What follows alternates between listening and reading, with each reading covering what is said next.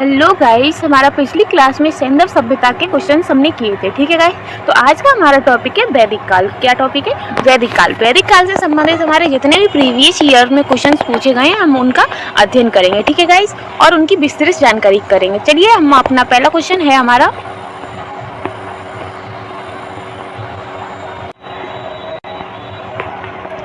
आर्य शब्द इंगित करता है। तो आर्य शब्द क्या इंगित करता है? तो इसका आंसर होगा श्रेष्ठ वंश।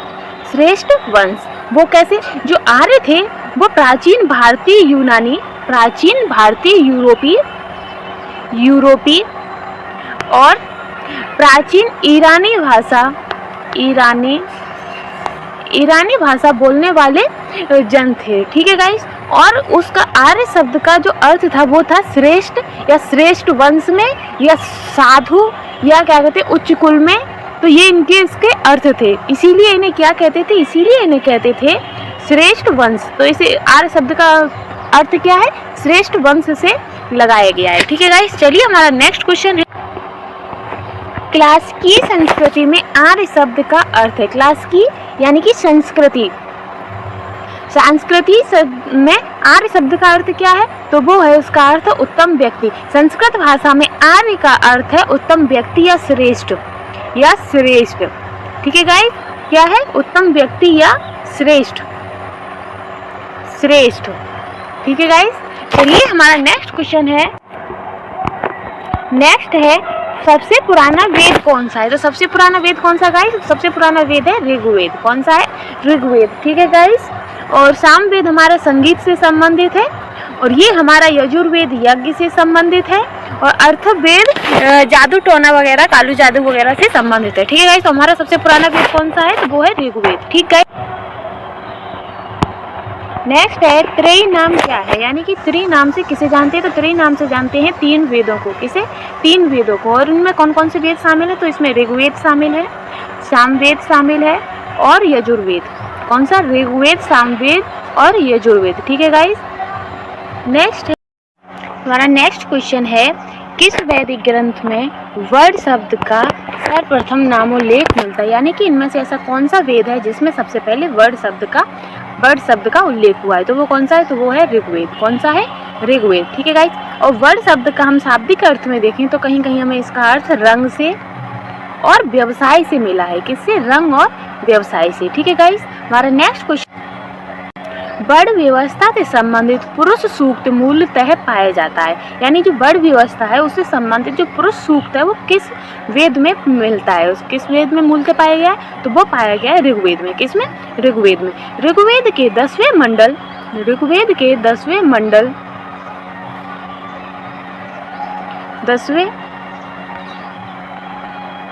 मंडल में पुरुष सूक्त का उल्लेख मिलता है, जिसमें उसका जो वर्ण व्यवस्था है उसका क्या नाम में उल्लेख है? उसमें नाम उल्लेख है शूद्र। क्या नाम उल्लेख है? शूद्र। ठीक है गाइस, शूद्र। ठीक गाइस, हमारा नेक्स्ट क्वेश्चन है, सूची 1 और सूची 2 से सुमेलित कीजिए एवं नीचे दिए गए कोड की सहायता से सही उत्तर चुनिए। तो यानी कि हमें इसमें देखना है कि ऋग्वेद किससे संबंधित है, यजुर्वेद किससे, सामवेद किससे, अर्थवेद किससे। तो ऋग्वेद में हमें किसका ज्ञान होता है? तो ऋग्वेद में हमें ज्ञान होता है स्तोत्र एवं प्रार्थनाओं का। किसका? स्तोत्र एवं प्रार्थनाओं का। और यजुर्वेद में हमें स्तोत्र एवं कर्मकांड का। किसका? स्तोत्र एवं कर्मकांड का। और सामवेद से हमें संगीतमय स्तोत्र मिलता है, और अर्थवेद से तंत्र मंत्र एवं वशीकरण। तो गाइस, इसका आंसर क्या हो जाएगा? इसका हो जाएगा 4 के बाद यजुर्वेद का 2, सामवेद का 1, अर्थवेद का 3।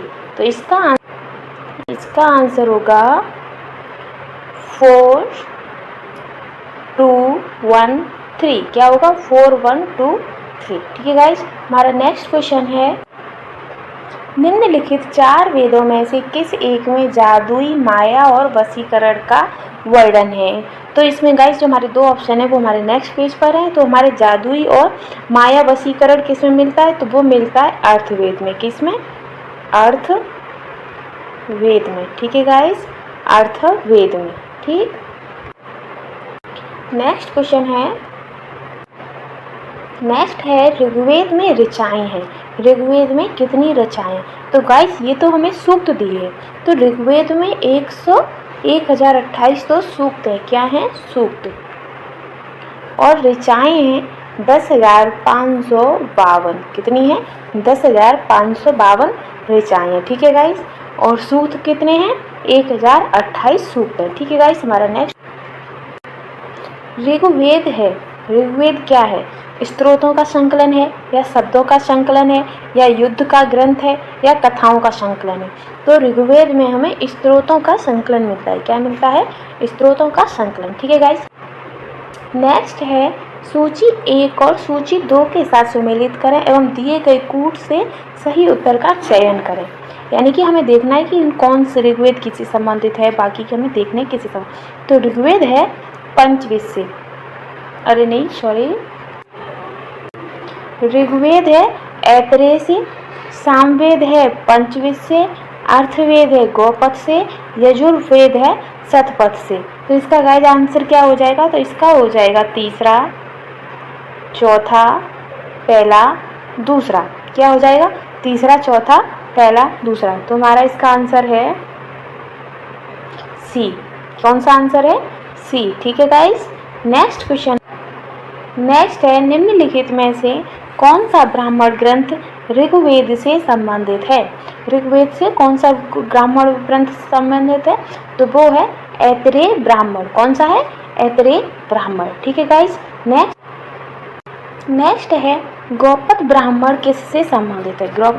गौपथ ब्राह्मण किससे संबंधित है, तो वो है अर्थवेद से। किससे, अर्थवेद से। और ब्राह्मण ग्रंथों में हमें यज्ञ व उसके कर्मकांडों की जानकारी मिलती है। किसकी, यज्ञ व उसकी कर्मकांडों की जानकारी प्राप्त होती है, ठीक है गाइस। नेक्स्ट है ऋग्वेद का कौन सा मंडल पूर्णतः सोम को समर्पित है। किसे समर्पित है, सोम को। तो ऋग्वेद का 9वां मंडल सोम को समर्पित है, ठीक है गाइस। और ऋग्वेद में कुल कितने मंडल हैं, तो 10 मंडल है। कितने, 10 मंडल हैं। और जो सोम मंडल है वो 9वां मंडल है। और ऋग्वेद में सूक्त कितने, तो ऋग्वेद में सूक्त हैं 1028। कितने, 1028। और जिसमें सोम है वो वाला सूक्त कौन सा है, तो वो है 114। 114 वाले सूक्त में सोम को समर्पित है, या उसमें सोम की जानकारी मिलती है, ठीक है गाइस। हमारा नेक्स्ट है ऋग्वेद संहिता का 9वां मंडल पूर्णतः किसको समर्पित है। जो 9वां मंडल है वो पूर्णतः किसको समर्पित है, तो वो है सोम और इस पेय का नामकृत देवता। किसको समर्पित है, सोम को। और वो 9वां मंडल सोम को समर्पित है, वो किस सूक्त में, तो वो सूक्त है 114। कौन सा सूक्त है, 114। और ऋग्वेद में कुल कितने मंडल हैं, तो ऋग्वेद में कुल 10 मंडल हैं। और कुल के ऋग्वेद में कुल कितने सूक्त हैं, तो 1028 सूक्त हैं। और ऋचाएँ कितनी है, ऋचाएँ हैं ऋग्वेद में 10,552। कितनी, 10,552, ठीक है गाइस। हमारा नेक्स्ट है यज्ञ संबंधी विधि विधानों का पता चलता है। जो यज्ञ संबंधी विधि विधान थे वो हमें किससे पता चलते हैं, तो वो पता चलते हैं यजुर्वेद से। किससे, यजुर्वेद से। और यजुर्वेद के भी 2 भाग हैं। कितने भाग हैं, 2 भाग। कौन कौन से, शुक्ल यजुर्वेद और कृष्ण यजुर्वेद। कौन सा, शुक्ल यजुर्वेद और कृष्ण यजुर्वेद। तो कौन कौन से हैं, शुक्ल यजुर्वेद और कृष्ण यजुर्वेद, ठीक है गाइस। चलिए हमारा नेक्स्ट क्वेश्चन है निम्नलिखित में से किसका संकलन ऋग्वेद पर आधारित है। किसका, ऋग्वेद पर। इनमें से ऐसा कौन सा ग्रंथ है या कौन सा वेद है जिसका जो ऋग्वेद पर आधारित है, तो वो है सामवेद। कौन सा है, सामवेद। इसी में ही हमें क्या कहते हैं, संगीत की जानकारी मिलती है, ठीक है गाइस। हमारा नेक्स्ट है भारत के किस स्थल की खुदाई से लौह धातु के प्रचलन के प्राचीनतम प्रमाण मिलते हैं। यानी कि भारत में ऐसा कौन सा स्थान है जहाँ से हमें लौह धातु के साक्ष्य मिलते हैं, तो वो है अतरंजी खेड़ा। कौन सा है, अतरंजी खेड़ा। अतरंजी खेड़ा से हमें लौह धातु के मल एवं धातु शोधन के साक्ष्य मिले हैं।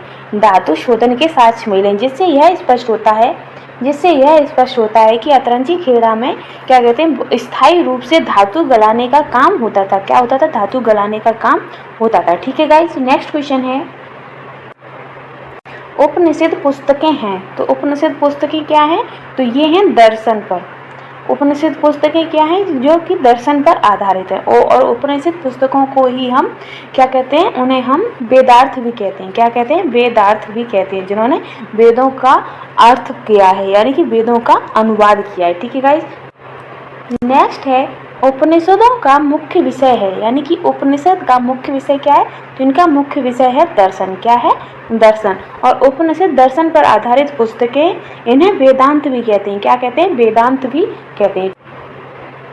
नेक्स्ट है निम्नलिखित में से किस एक वैदिक साहित्य में मोक्ष की चर्चा मिलती है, यानी कि मोक्ष शब्द का प्रयोग हुआ है, तो वो है उपनिषद। क्या है, उपनिषद। उपनिषदों में ही मोक्ष शब्द का प्रयोग हुआ है। ठीक है गाइस, किसका प्रयोग हुआ है, उपनिषदों में मोक्ष शब्द का प्रयोग हुआ है। और मोक्ष का हमें वेदों में हमें मोक्ष शब्द की कोई जानकारी नहीं थी, उसमें वेद में मोक्ष शब्द का प्रयोग नहीं हुआ था। किसमें हुआ है, उपनिषदों में हुआ है। ठीक है गाइस। नेक्स्ट है आध्यात्म ज्ञान के विषय में नचिकेता और यम का संबंध किस उपनिषद से प्राप्त होता है, तो किस उपनिषद से प्राप्त होता है गाइस, तो वो प्राप्त होता है कठोपनिषद से। किसे, कठोपनिषद से। और कठोपनिषद कृष्ण यजुर्वेद का भाग है। किसका भाग है, कृष्ण यजुर्वेद का भाग है। इसमें जो यम है वो नचिकेता को संकेत या आदेश देते हैं कि जो हमारी आत्मा है उसका ना कभी नष्ट होती है, वो कभी नष्ट नहीं होती, ना आत्मा का कभी जन्म होता है, ना ही इसकी कभी मृत्यु होती है। जो आत्मा है वो अजर और अमर है। ठीक है गाइस। हमारा नेक्स्ट क्वेश्चन नेक्स्ट है नचिकेता आख्यान का उल्लेख मिलता है। जो नचिकेता है उसका आख्यान का उल्लेख कहाँ मिलता है, तो उसके आख्यान का उल्लेख मिलता है कठोपनिषद में। किसमें, कठोपनिषद में। नेक्स्ट है उपनिषद काल के राजा अश्वपति शासक थे। जो उपनिषद काल के राजा थे अश्वपति, वो शासक थे। कहाँ के शासक थे, तो वो केकई के शासक थे। किसके थे, केकई के शासक थे। ठीक है। नेक्स्ट है निम्नलिखित में से वैदिक साहित्य का सही क्रम कौन सा है। जो वैदिक साहित्य हैं उनका सही क्रम कौन सा है, तो उनका सही क्रम है वैदिक साहित्य, फिर ब्राह्मण, फिर आर्यक, फिर है उपनिषद। तो इसका कौन सा आंसर होगा, तो इसका आंसर है ए। ठीक है गाइस। नेक्स्ट है आरंभिक वैदिक साहित्य में सर्वाधिक वर्णित नदी है। तो सर्वाधिक वर्णित नदी कौन सी है, तो वो है सिंधु।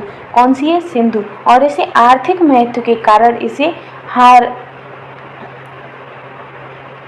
हार्यनी भी कहते थे। क्या कहते थे, हार्यनी भी कहते थे। तो इसे हिरण्यनी भी कहते थे। ठीक है गाइस। नेक्स्ट क्वेश्चन है वैदिक नदी अस्किनी की पहचान निम्नलिखित नदियों में से किस एक के साथ की गई है। जो अस्किनी नदी थी वो इनमें से किसके साथ है, उसकी पहचान की गई है, तो वो की गई है चेनाब के साथ। किसके साथ, चेनाब के साथ। ठीक है गाइस। नेक्स्ट है ऋग्वेद में निम्नलिखित किन नदियों का उल्लेख अफगानिस्तान के साथ आर्यों के संबंधों का सूचक है। तो कौन सी नदी है, तो वो है कुंभा और क्रमु। क्या है, कुंभा और क्रमु। ठीक है गाइस। क्योंकि ये नदियां हैं, इनके साथ मिलने की ये अफगानिस्तान में बहती थी, जिससे यह स्पष्ट होता है कि आर्यों का अफगानिस्तान के साथ घनिष्ठ संबंध था। कैसा, घनिष्ठ संबंध था। ठीक है गाइस। वैदिक नदी कुंभा का स्थान कहाँ निर्धारित होना चाहिए, तो इसका स्थान कहाँ निर्धारित होना चाहिए, तो वो अफगानिस्तान में। कहाँ, अफगानिस्तान में। ठीक है गाइस। कुंभा काबुल, इसे काबुल नदी भी कहते हैं। ठीक है गाइस। क्या कहते हैं, काबुल नदी भी कहते हैं, जो कि अफगानिस्तान में बहती थी। ठीक है गाइस। नेक्स्ट है सूची 1 को सूची 2 से सम्मिलित कीजिए तथा सूचियों के नीचे दिए गए कूट से सही उत्तर का चयन कीजिए। यानी कि कुंभा, तो कुंभा को हम क्या कहते हैं, काबुल। क्या कहते हैं, काबुल। और पारुशनी को, तो पारुशनी को बोलते हैं रावी। और सादा नीर को बोलते हैं गंडक। क्या बोलते हैं, गंडक। और शतुद्री को सतलज। तो हमारा आंसर क्या हो जाएगा, हमारा आंसर हो जाएगा 2, 3, 1, 4। क्या हो जाएगा, 2, 3, 1, 4। ठीक है गाइस। नेक्स्ट कुंभा, काबुल, परसुनी, रावी, सादा नीर, गंडक और सरुद्री, सतलज। ठीक है गाइस। नेक्स्ट है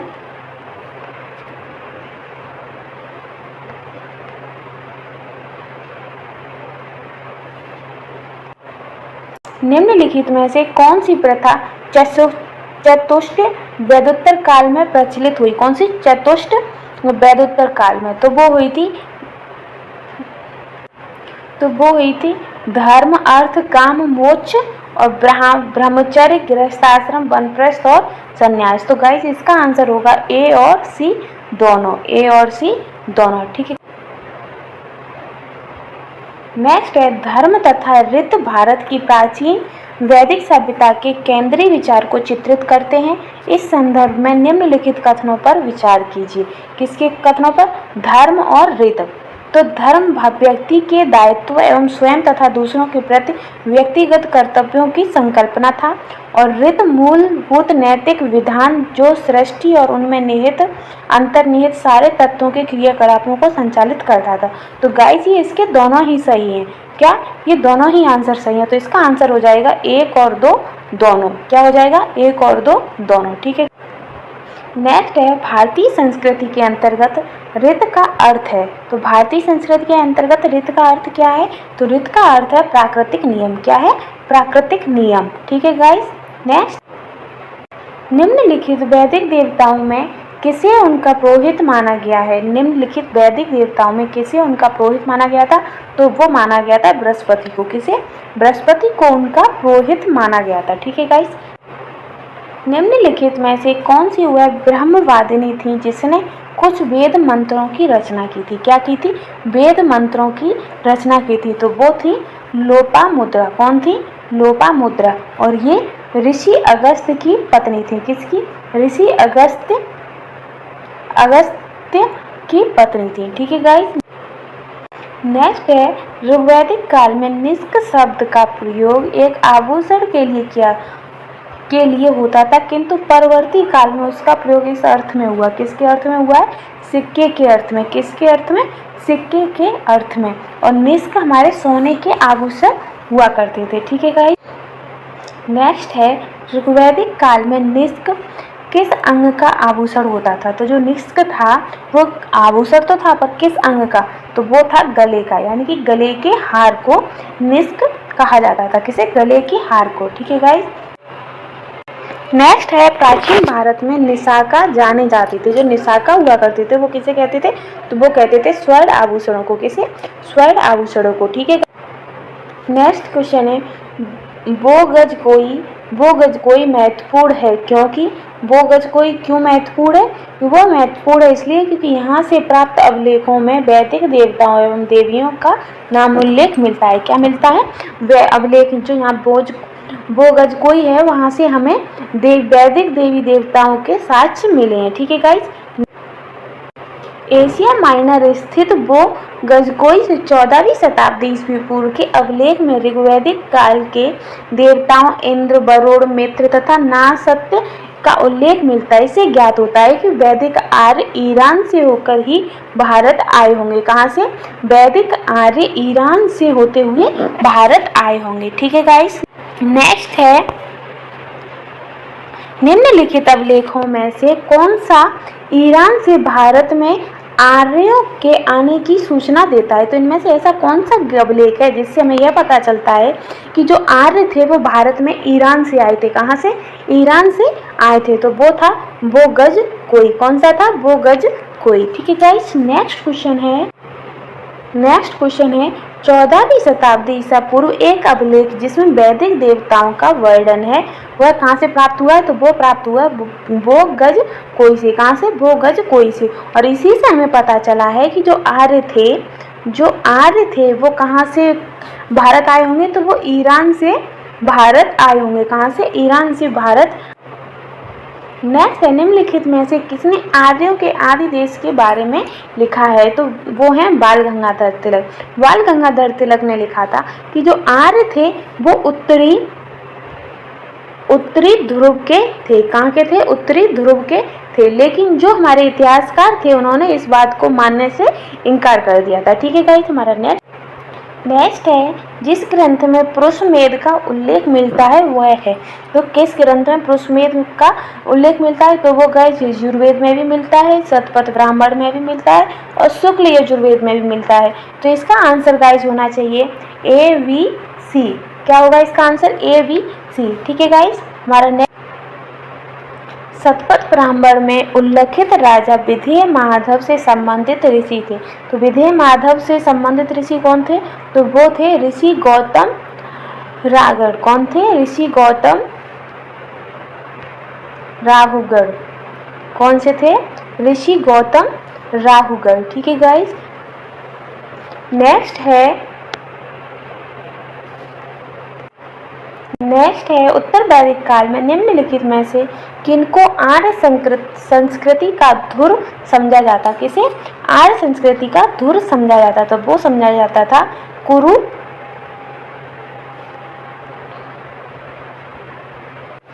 और पांचाल को, कुरु और पांचाल को। ठीक है गाइस, कुरु और पांचाल। नेक्स्ट है गोत्र शब्द का प्रयोग सर्वप्रथम हुआ है, तो गोत्र शब्द का प्रयोग सर्वप्रथम कब हुआ है, तो वो हुआ है ऋग्वेद में। किसमें हुआ है, ऋग्वेद में। और गोत्र का शाब्दिक अर्थ था गोष्ठ। क्या था, गोष्ठ। और इसका प्रयोग होता था समूचे, इसका अर्थ था समूचे का वह स्थान जहाँ गोधन इकट्ठा होता है, समूचे का वह स्थान जहाँ गोधन इकट्ठा हुआ करता था। ठीक है गाइस। नेक्स्ट है उत्तर वैदिक कार्यों का प्रमुख धर्म प्रमुखतः था, तो जो उत्तर वैदिक काल के आर्य थे उनका प्रमुखतः धर्म क्या था, तो उनका धर्म था प्राकृतिक पूजा एवं यज्ञ। क्या था, प्राकृतिक पूजा एवं यज्ञ।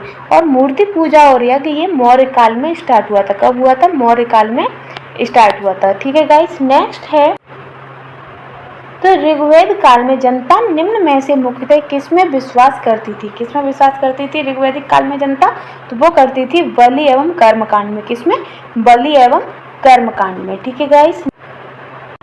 नेक्स्ट है प्रसिद्ध 10 राजाओं का युद्ध किस नदी के तट पर लड़ा गया था, तो किसके पे, तो वो लड़ा गया था परुशरी के तट पर। किस पर, परुशरी के।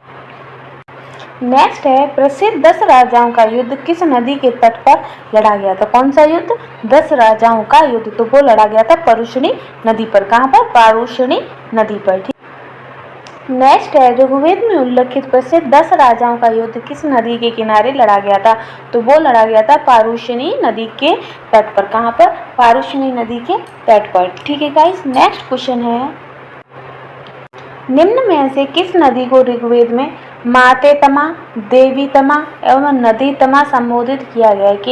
किसे, तो वो किया गया है सरस्वती को। किस नदी को, सरस्वती को। लेकिन अब सरस्वती के हमें कहीं भी दिखाई नहीं देती, बहुत ही कम। फिलहाल अब उसके साक्ष्य प्राप्त हुए हैं पर अभी उसकी कंफर्म नहीं हुआ है। ठीक है गाइस। नेक्स्ट उस जनजाति का नाम बताइए जो ऋग्वैदिक आर्यों के पंचत्व, उस जनजाति का नाम बतलाइए जो ऋग्वैदिक आर्यों के पंचजन से संबंधित नहीं है। किससे संबंधित नहीं है, पंचजन से संबंधित नहीं है। तो वो जनजाति थी किक्कट। क्या थी, किक्कट। वो ऋग्वैदिक आर्यों के पंचजन में संबंधित नहीं थी। ठीक है गाइस। नेक्स्ट है प्राचीन काल में आर्यों के जीविकोपार्जन का मुख्य साधन था, तो क्या साधन था, तो उनका मुख्य साधन था कृषि। क्या साधन था, कृषि। ठीक है गाइस। नेक्स्ट है ऋग्वेद में उल्लेखित यव शब्द किस कृषि उत्पाद हेतु प्रयुक्त किया जाता है, यानी कि यव किसे कहते थे, तो यव कहते थे जौ को। किसे, जौ को। ठीक है गाइस। और यव का किसमें, ऋग्वेद में उल्लेख मिला है। किसमें, ऋग्वेद में। नेक्स्ट है सूची 1 को सूची 2 से सम्मिलित कीजिए तथा नीचे दिए गए कूट से सही उत्तर चुनिए।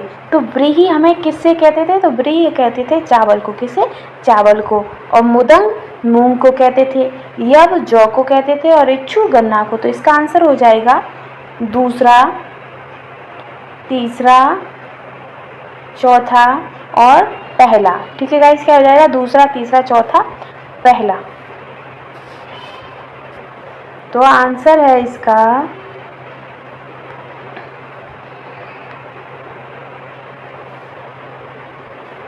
दूसरा, तीसरा, चौथा, पहला। ठीक है गाइस। ऋग्वैदिक पढ़ी किस वर्ग के नागरिक थे, पढ़ी किस वर्ग के थे, तो पढ़ी थे व्यापारी के। इसके व्यापारिक वर्ग को पढ़ी कहा जाता था। ठीक है गाइस। नेक्स्ट है वैदिक युग में प्रचलित लोकप्रिय शासन प्रणाली थी, तो कैसी लोकप्रिय शासन प्रणाली थी, तो वो थी वंश परंपरागत राजतंत्र। कैसी, वंश परंपरागत राजतंत्र। ठीक है गाइस। नेक्स्ट है वैदिक युगीन सभा थी, तो वैदिक युगीन सभा कैसी होती थी, वो होती थी मंत्री परिषद। तो वैदिक युगीन सभा मंत्री परिषद थी। कैसी थी, मंत्री परिषद थी। ठीक।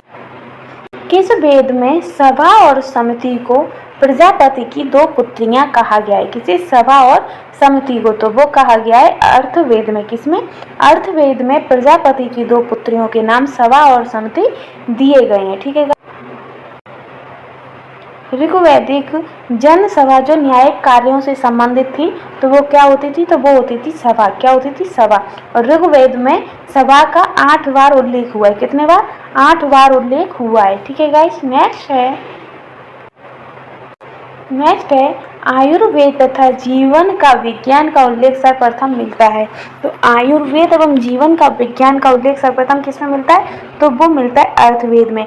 और अर्थवेद में ही हमारे मनुष्यों के विचार और अंधविश्वास वगैरह कर्मकांडों का उल्लेख भी हमें अर्थवेद में ही मिलता है। ठीक है गाइस, नेक्स्ट ऋग्वैदिक धर्म था। तो ऋग्वैदिक कैसा धर्म था, तो वो था बहुदेववादी। कैसा, बहुदेववादी, जिसमें बहुत सारे देवताओं का वर्णन मिलता है या बहुत सारे देवताओं को माना जाता था। ठीक है गाइस, सर्वाधिक ऋग्वैदिक सूक्त समर्पित है, यानी कि सबसे ज्यादा जो सूक्त हैं वो किससे समर्पित है, तो वो समर्पित है इंद्र को। किसको, इंद्र को। ठीक है गाइस, किसे समर्पित है, इंद्र को। ठीक, नेक्स्ट, और इन्हें 250 सूक्त समर्पित हैं। कितने, 250 सूक्त इंद्र को ही समर्पित है। और 200 अग्नि को। 200 किसको समर्पित है, अग्नि को। ठीक है गाइस, और कुल सूक्त कितने ऋग्वेद में, तो कुल सूक्त हैं 1028। कितने, 1028। और ऋग्वेद में ऋचाएं कितनी है, तो ऋचाएं हैं 10,552। कितनी है, 10,500। नेक्स्ट है, निम्नलिखित में से किसी ऋग्वेद में युद्ध देवता समझा जाता था, यानी कि युद्ध का देवता समझा जाता था, तो वो समझा जाता था इंद्र को। किसको, इंद्र को। और इंद्र को कितने युक्तों समर्पित हैं, तो इंद्र को 250 सूक्त समर्पित हैं। कितने, 250 सूक्त समर्पित हैं। ठीक है गाइस, नेक्स्ट, ऋग्वेद में सर्वाधिक संख्या में मंत्र संबंधित हैं। तो यानी कि ऋग्वेद में सर्वाधिक मंत्र किससे संबंधित हैं, तो इस ऑप्शन के हिसाब से तो अग्नि को संबंधित हैं 200। कितने, 200। लेकिन वैसे सर्वाधिक संबंध है 250, वो भी किसको, इंद्र को। किसे, इंद्र को। पर इस ऑप्शन के हिसाब से हो जाएगा हमारा आंसर अग्नि। क्या हो जाएगा, अग्नि, क्योंकि अग्नि को 200 सूक्त समर्पित है, 200 मंत्र समर्पित है। ठीक है गाइस, नेक्स्ट है, वैदिक देवता इंद्र के विषय में निम्नलिखित कथनों पर विचार कीजिए तथा नीचे दिए गए कूट से सही उत्तर चुनिए। तो झंझावत के देवता थे। इंद्र कौन थे, झंझावत के देवता थे। पापियों को दंड देते थे, नैतिक व्यवस्था के संरक्षक थे, या वर्षा के देवता थे। तो इंद्र से संबंधित इसमें कौन सा सही है, तो वो सही है, झंझावत के देवता थे इंद्र। कौन थे, झंझावत के देवता थे और वर्षा के देवता थे। तो इसका आंसर हो जाएगा पहला और चौथा सही है। कौन सा, पहला और चौथा सही है। ठीक है गाइस, निम्नलिखित में से पूर्व वैदिक आर्यों का सर्वाधिक लोकप्रिय देवता कौन था। तो आर्यों का सर्वाधिक लोकप्रिय देवता कौन था, तो वो थे इंद्र। कौन थे, इंद्र। ठीक है गाइस, नेक्स्ट है वैदिक देव मंडल में निम्नलिखित में कौन सा देवता युद्ध का देवता माना जाता था। तो युद्ध का देवता किसे कहते थे, तो वो कहते थे इंद्र को। किसे कहते थे, इंद्र को। इंद्र को वैदिक देव मंडल में युद्ध का देवता कहा जाता था। ठीक है गाइस, नेक्स्ट, 800 से 600 ईसा पूर्व का काल किस युग से जुड़ा है, यानी कि 800 से 600 ईसा पूर्व के काल को कौन सा युग कहते थे, तो वो कहते थे ब्राह्मण युग। कौन सा, ब्राह्मण युग। ठीक है गाइस, नेक्स्ट है गायत्री मंत्र किस पुस्तक में मिलता है। तो जो गायत्री मंत्र है वो हमें कहाँ से मिला है, तो गायत्री मंत्र हमें मिला है ऋग्वेद से। कहाँ से मिला है, ऋग्वेद से। ठीक है, और ऋग्वेद से मिला है। और ये जो गायत्री मंत्र है ये किस देवता से को समर्पित है, तो ये सूर्य को समर्पित है। किसको समर्पित है, सूर्य को। और ये ऋग्वेद में तीसरे मंडल में मिला है। कौन से मंडल में, तीसरे मंडल में मिला है। ठीक है गाइस, नेक्स्ट है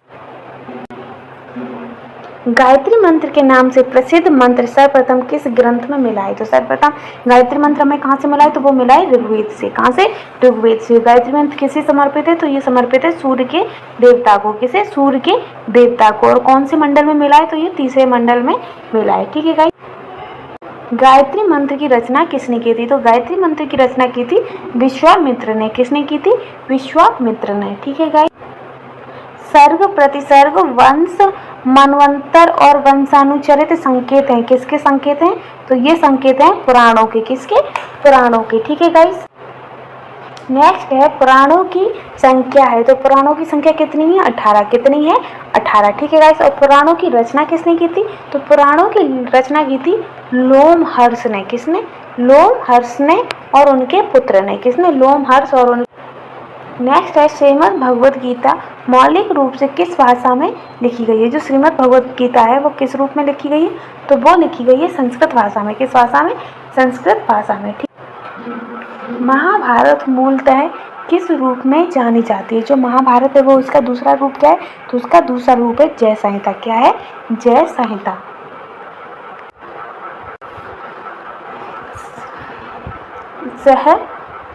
सतसहस्त्री संहिता उपनाम निम्नलिखित में से किस ग्रंथ का है? कौन सा? सतसहस्त्री। तो किसका है? तो वो है महाभारत को। महाभारत को सतसहस्त्री कहा जाता है। ठीक है गाइस। नेक्स्ट, हिंदू पौराणिक कथाओं के अनुसार समुद्र मंथन हेतु किस सर्प ने रस्सी के रूप में स्वयं को प्रस्तुत किया था? तो किसने किया था? तो वो किया था वासुकी सांप ने। किसने? वासुकी नाग ने क्या कहते हैं समुद्र मंथन में खुद को रस्सी के रूप में प्रस्तुत किया था। ठीक है गाइस। तो वो कौन थे? वासुकी।